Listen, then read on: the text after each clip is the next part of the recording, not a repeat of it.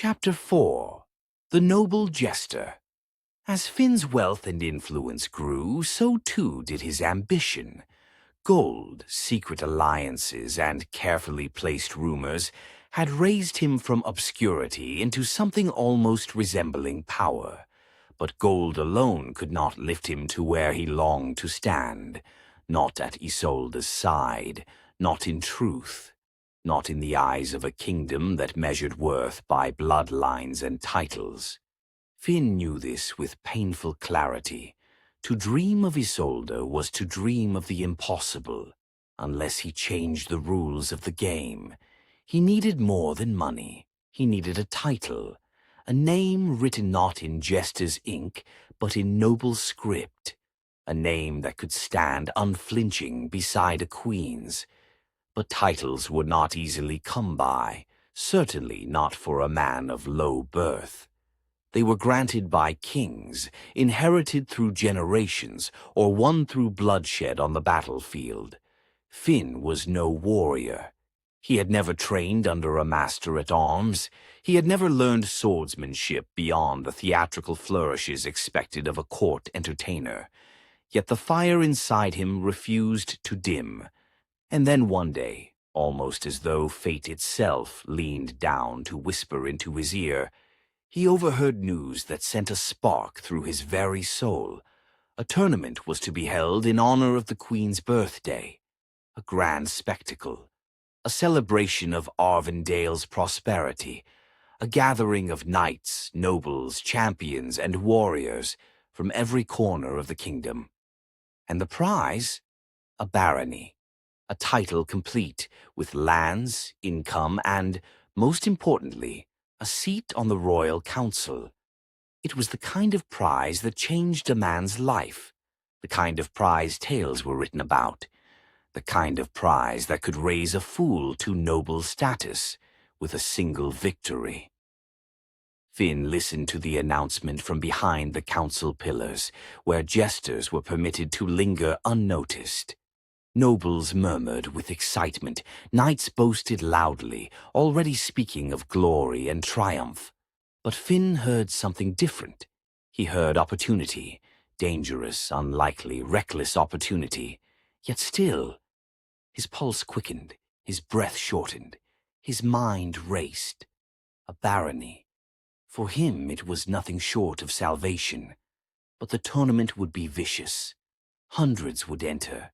Legends would come to test their mettle. The Queen herself would preside over the final round. Finn's heart wavered between terror and longing. He could not fight like a knight. He could not wield a sword with brute strength. He could not win on skill that he did not possess. But he had one advantage. No one expected anything of him, and that, he realized suddenly, was his greatest weapon.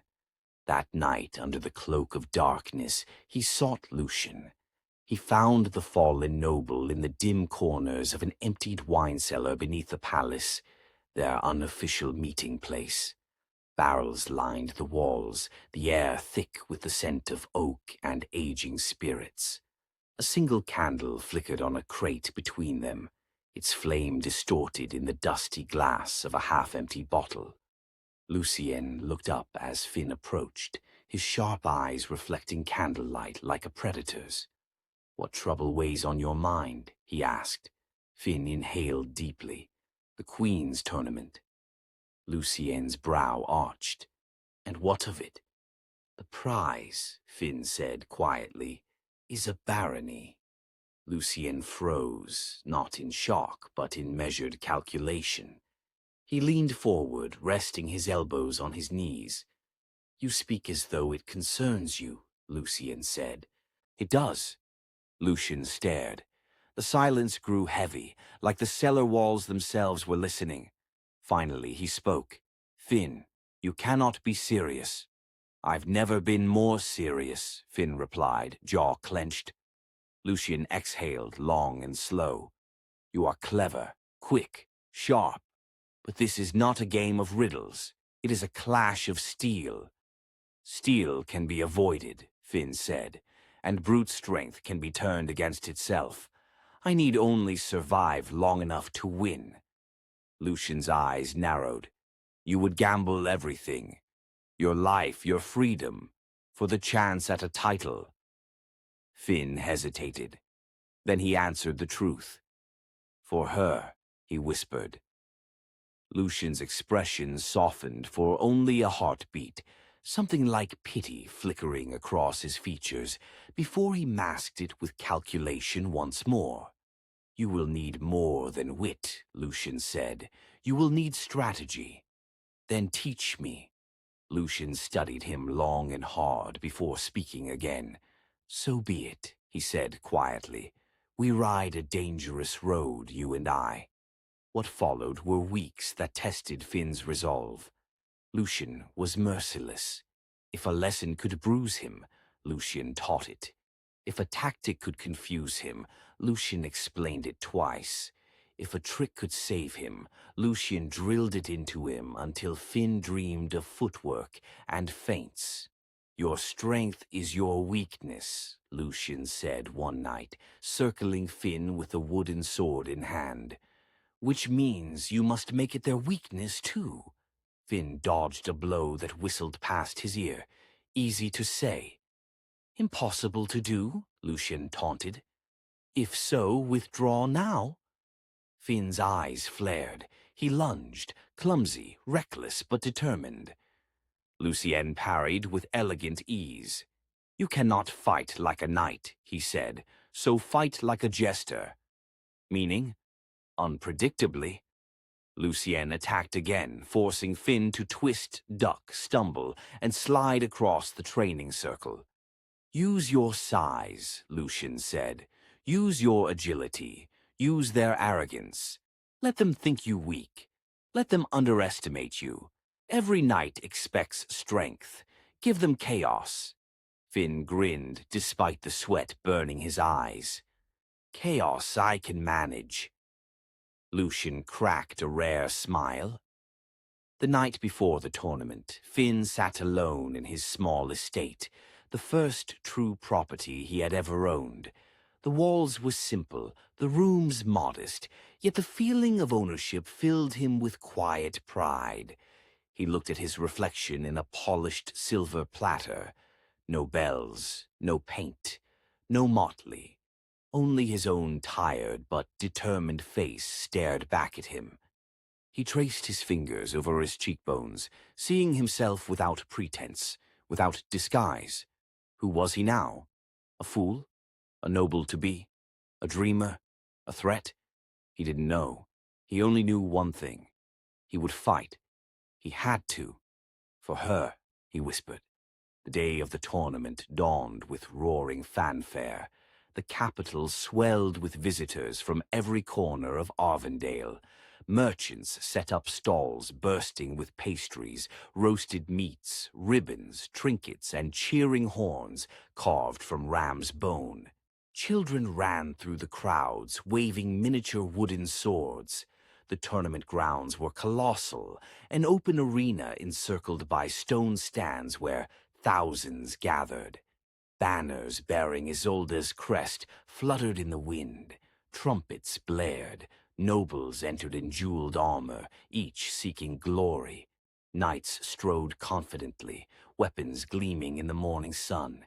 Even foreign champions arrived, draped in exotic furs or lacquered armor from distant lands. In the center of it all stood Finn, not in motley, not in painted cheer, but in simple, unadorned armor, plain steel, no flourish, no crest. The others laughed when they saw him. Some nudged their companions, others jeered openly. Is the Queen's fool lost? Perhaps he's here to juggle swords. Careful, he might trip over his own bells. Finn said nothing. He tightened the straps of his gauntlets, inhaled deeply, and stepped onto the sands. The early rounds were brutal. A knight from the southern hills nearly crushed him in the opening bout. Finn avoided the man's attacks not with strength, but with speed, dodging, weaving, ducking beneath swings. He fought like a shadow, never where his opponent expected him. When the knight overextended, Finn tapped his leg with the flat of his practice blade, just enough for the judges to declare it a point. The crowd murmured. Some laughed, some whispered, but none dismissed him anymore. The next opponent underestimated him. Finn used it against him. The third came in furious. Finn let him exhaust himself, then won with a swift, clever trip. The fourth was skilled. Finn tricked him with a feint so abrupt the man stumbled. And so it continued. Round after round, bout after bout. Sweat poured down Finn's spine, muscles burning, lungs screaming. But he endured. By midday the laughter had faded. By sundown, murmurs of awe replaced mockery. The queen watched from the royal balcony, and Finn, between bouts, felt her gaze like sunlight on his skin. At last, the final round was called. The air thickened with silence as Finn stepped onto the arena floor one last time. Across from him stood his final opponent, Sir Garrick of Westreach, a knight as broad as an ox, renowned for his ruthless victories, a man whose armor seemed forged from iron discipline. The crowd loved him. They cheered as he lifted his blade and bowed with rigid precision. Finn swallowed. He bowed in return. The queen rose to her feet. The horn sounded. The fight was long and grueling. Sir Garrick struck like a falling tree, relentless, heavy, each blow powerful enough to shatter a shield. Finn barely dodged most of them, the force of missed swings, sending sand spraying into the air. Finn could not counter with strength. So he countered with mind. He feinted. He rolled beneath Garrick's reach. He let the knight's momentum turn against him, always staying a hair's breadth from danger. But Garrick was seasoned. He adapted. He forced Finn into corners. He anticipated dodges. He aimed not for Finn's blade, but his legs. Finn stumbled. The crowd gasped. Garrick closed in. Finn's heart hammered. He saw the queen's face, tight with worry. He saw Lucien in the stands, expression unreadable, and he remembered Lucien's words. Use their arrogance. Let them think you weak. Give them chaos. Finn breathed once, twice, then smiled. Garrick charged, sword raised. Finn fell backward, not clumsily but deliberately, letting his back hit the sand. The knight's blade struck ground where his head had been. Garrick overbalanced, just for a moment. But a moment was all Finn needed. He spun on the sand like a dancer, swept Garrick's leg from beneath him, and sprang to his feet with impossible speed. As Garrick crashed down, Finn placed his blade at the knight's throat, not pressing enough to harm, but enough to declare victory. Silence. Then a roar of astonished applause thundered across the arena.